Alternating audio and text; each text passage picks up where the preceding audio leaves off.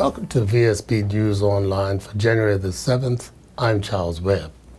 A second man has been charged with being involved in the fatal shooting of Prince Barrington Ednis on December the 7th at South Avenue in Southampton. Appearing in court this morning was 20-year-old Jackie De Silva Pearman, who was not required to plead to 4 charges, which include murder, using a firearm to commit the offense, using a firearm while in flight, and possessing a Winchester firearm and 4 rounds of ammunition. He will reappear next Monday alongside the first person charged in the slaying, 20-year-old Joshua Usher, when their cases will be joined. Another young male is left fighting for his life in the intensive care unit of the King Edward Hospital after an early morning collision. It happened at 5:45 when 2 motorcycles collided head-on on South Shore in Paget near the Coral Beach Club entrance. For the details, here is Misha Murray of the Police Media Relations Office.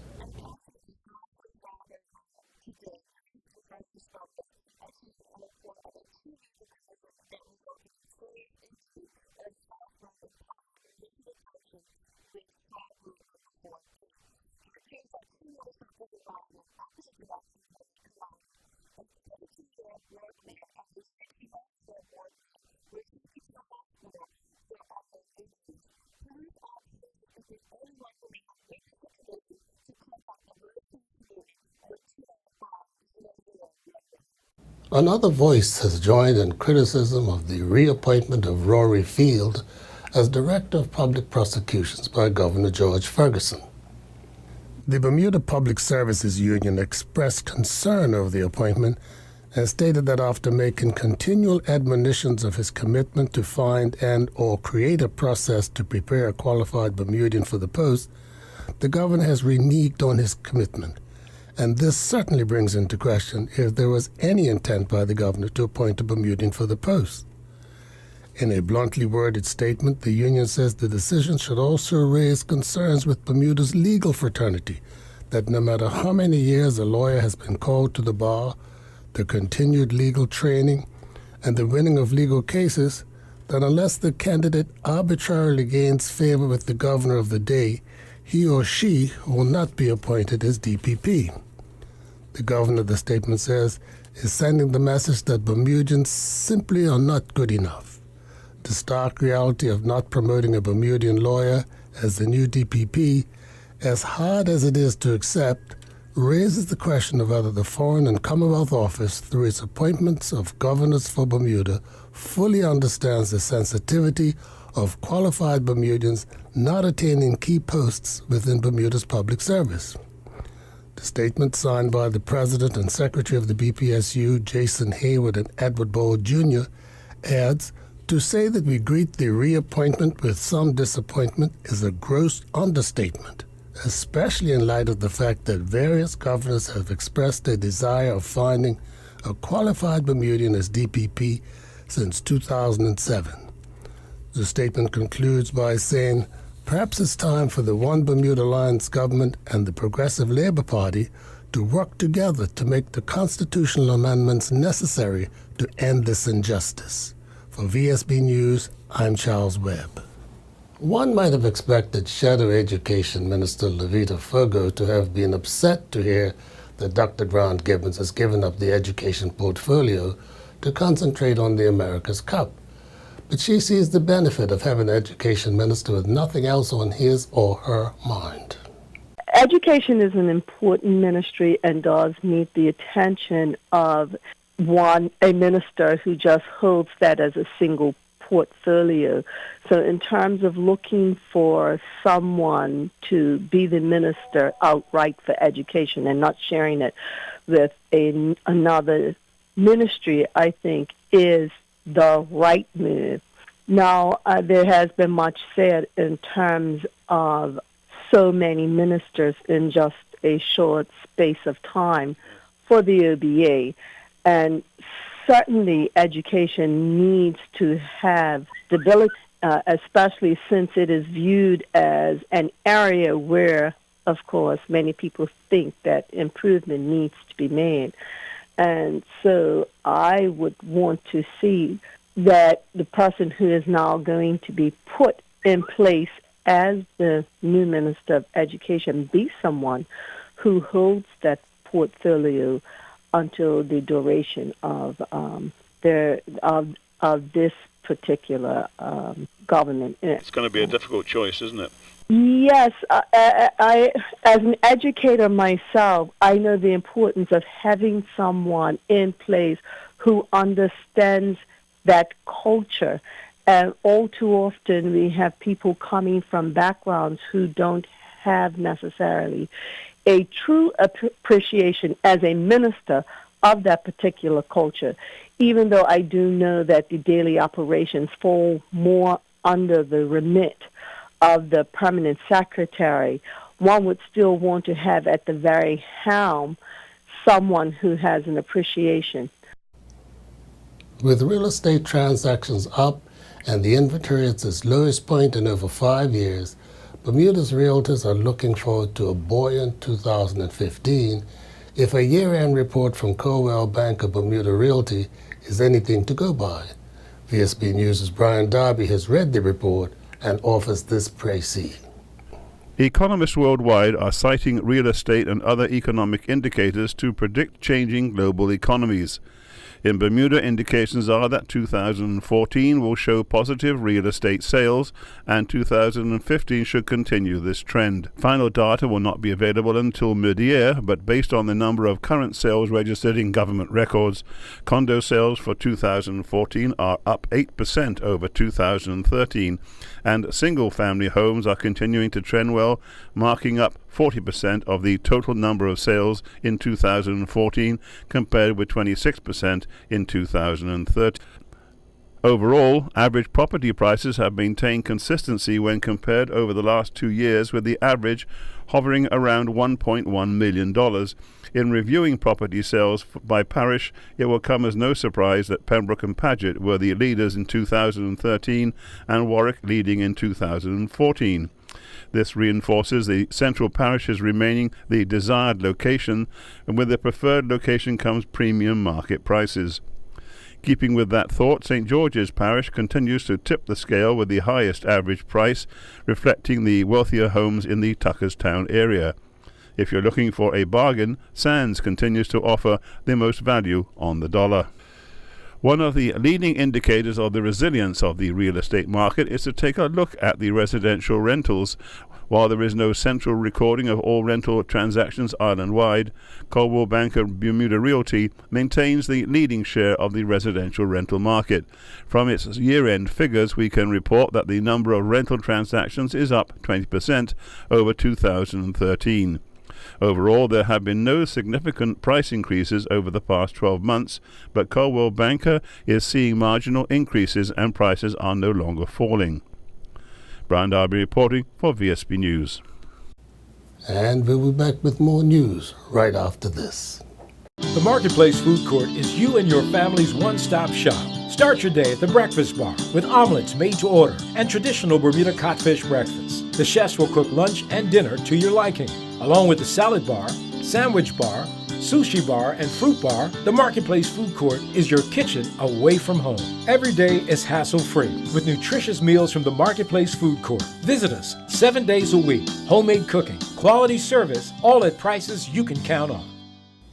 On the new rental fees announced today by the Corporation of Hamilton, it will cost organizations to rent the Earl Cameron Theater in City Hall $1,000 a full day and $800 for a half day, up to $200 and $100 consecutively.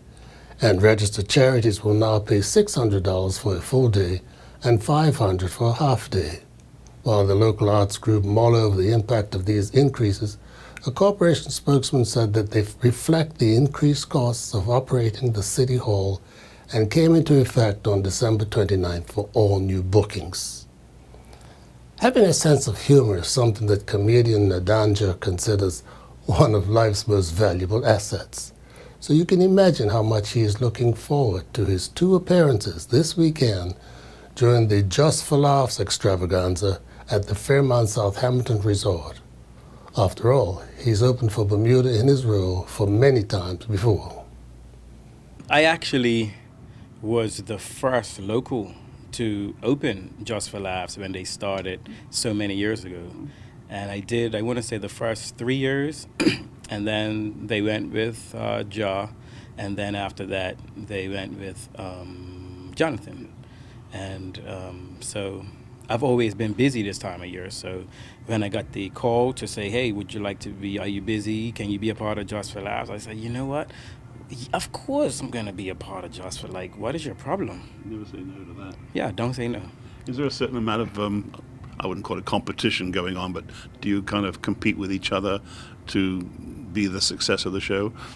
No, I stopped being competitive when I started drinking, So for me, I just work on my craft, and my job is to entertain the crowd the best that I can do. I can't worry about what the next man is going to do, or female, So that's how I do my style of comedy now, today. And every woman that's going to be on that stage is different. That's the glory of it. Of course. I mean, everybody has their own story. We all didn't grow up in the same house, so to some extent we were all brought up different. So with that said, I was going to say I'm the only black person on this show, but Alonzo is black too. So, he's very and tall, but I'm short. So, yeah, it's going to be good. There's something about laughter, isn't there? It's hey man, if you're not laughing, why are you living? You have to find your little niche, so that the day can go by faster. You got to call somebody every day at recess, or have somebody call you at recess. That's what I like to call it, because we're not in school anymore, but that's my little running joke. I like to call my mama at recess, and just to say, what are you doing? Are you making a photocopy, or are you really processing those work permits? Because she works at immigration, So. What I love is that it's almost like going to a concert and there's a moment when somebody really sings well and it gets you in the heart. Mm-hmm. When you're listening to that comedy, sometimes somebody comes up with a thing that is so clever, it's so unique, it makes you, because you understand it, proud, but also it gets you somewhere where you live where you think that was really excellent. Yeah, I agree. And now we turn to Earl Baisden with the latest report from the sports desk. Major League Soccer invited 19 players to participate in the 2015 Caribbean Combine in Puerto Rico recently. One of the players was Bermuda's Jonte Smith. However, Smith's attempt to impress the scouts came up short. Players competed in front of league scouts for the opportunity to earn an invitation to the 2015 Adidas MLS Player Combine in Fort Lauderdale that is set to begin tomorrow. All MLS Combine invitees, however, are eligible for selection in the 2015 Super Draft presented by Adidas, which will be held on Thursday, January 15th in Philadelphia. Reports out of Puerto Rico indicate that the hometown boy, Joseph Garcia, was selected. Staying with football news, West Ham United Academy striker Jair Parfitt-Williams scored his first goal for the development squad as they defeated Leicester City 1-0 in a tight encounter at Rush Green. The 18-year-old has been in fine form for Steve's Potts under 18s this season, scoring 6 goals in 16 appearances, and he continues his impressive form with a header from a Lewis Page corner in the 84th minute.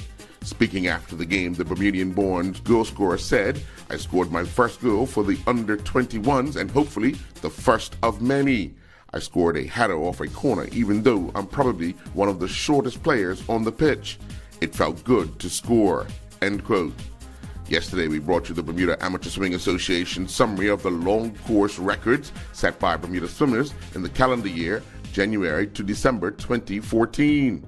Today, we bring you the short course records set by Bermuda swimmers in the calendar year of January to December of 2014. The short course records were as a result of swimmers taking part in the Schroeder's Spring Age Group Championships, the Best of the Best Series, the Mailbox Winter Age Group Championships, and FINA Short Course World Championships. A total of 94 records were broken that included 41 by male swimmers and 53 by female swimmers. The male swimmers had 33 age group records and 8 Bermuda records, while the female swimmers had 51 age group records and 2 Bermuda records. The top male swimmer was Elijah Daly with 17 records broken, and the top female swimmer was Elin Daly with 16 records. Tomorrow will mark the anniversary of the untimely passing of one of Bermuda Rugby Football Union's most passionate members, Devray Noel Simmons. Noel Simmons was heavily involved in Bermuda rugby at many levels as a player, a coach, and executive committee member. Bermuda Rugby Football Union President Sean Field-Lament said Devray loyally served the BRFU for many years and volunteered his time and worked tirelessly to build Bermuda rugby from the grassroots level upwards. He mentored the under-14 and under-16 national teams, T.N. Tatum Middle School, Barclay, Purvis, and Francis Patton Primary Schools. He was the fitness coach to the women's national team and the head coach of his beloved Teachers Rugby Football Union team at the time of his passing. In March, Devray's under-16 national team will depart for a tour to England, led by James O'Shaughnessy and Patrick Callow. The squad will play with pride and passion first instilled in them by Devray when they take to the field against Richmond FC, end quote. The 37th Kitty Michael International Ladies Golf Tournament will be held on the Port Royal Golf Course later this year, the home of the 2014 PGA Grand Slam of Golf. In 2014, the captains discussed a new format which will be tried in Bermuda. The second round will be a quota points, but scores will not be used for this round. So basically the tournament will be a 2-day net tournament. The reason for the change is hopefully attract more countries to the event. This is on a trial base only. Following Boxing Day and New Year's Day motocross racing at the Motorsports Park in Southside, we now bring you the overall trophy winners over the 2 days of racing. Rajay Witter led the 50cc class with Demiza Trott finishing in second and Janaz James finishing in third. The 65cc class was won by Moses Johnson with Jaden Simmons finishing in second. Corey Smith won the 85cc class with Keon Glassford finishing in second. The C class was won by Zende Fubler with Kaijon Simons finishing in second and Zamir Darrell finished third. Zico Majors rode to victory over the 2 days in the B class with Shakai Smith finishing in second and Azara Matthew finished in third. The over 30 class was won by Letroy Trott, Wentworth Tucker finished second and Bobby Lamb finished in third. The Bermuda Volleyball Association's Winter League season continued at the Work Academy Gymnasium. On Net A, the Alphas defeated the Bogle Fight 25-18. Hit Me With Your Best Shot defeated the Bogle Fight 25-22. Bogle Fight defeated Hit Me With Your Best Shot 25-14. On Net B, Hit Me With Your Best Shot defeated See You Next Tuesdays 25-15. Chango defeated See You Next Tuesdays 25-11. And Chango defeated the Alphas 25-19. I'm Earl Baisden reporting for VSB Sports. Looking at the weather for Thursday, January the 8th, it will be mostly cloudy with a few showers.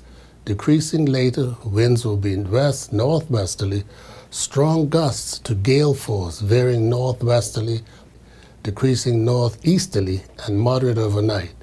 We are expecting a high of 67 and a low near 57. This weather report is the courtesy of the Bermuda Weather Service. Thanks for watching VSB News Online for Wednesday, January the 7th. I'm Charles Webb.